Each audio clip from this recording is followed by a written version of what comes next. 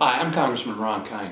Last night at midnight, the government of the greatest country in the world, the United States of America, shut down.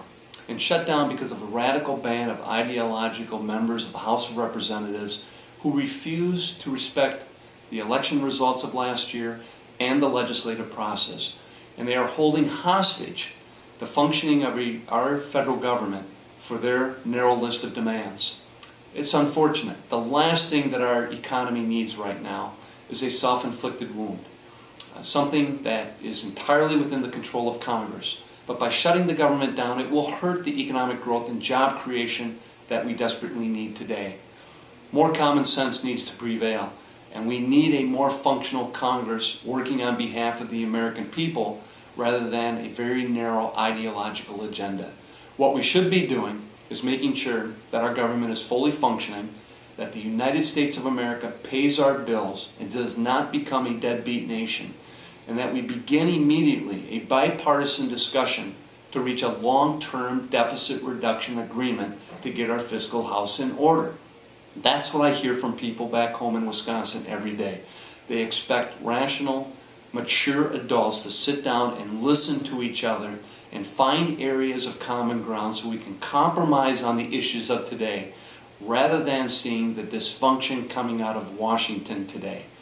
Many federal programs and services will obviously be affected with this government shutdown. My concern immediately goes out to the numerous federal employees back home, especially the 900 employees roughly at Fort McCoy, Volk Field, and Camp Douglas who are being forced home today because of this government shutdown. Many of these families are living paycheck to paycheck, and when they're not working, they're not getting paid. When they don't get paid, they don't spend money in our local communities. And when they don't spend money, businesses large and small don't sell products. And when they don't sell, they don't hire people. That's why this government shutdown is going to have a detrimental effect on our U.S. and global economy if it lasts for very much longer.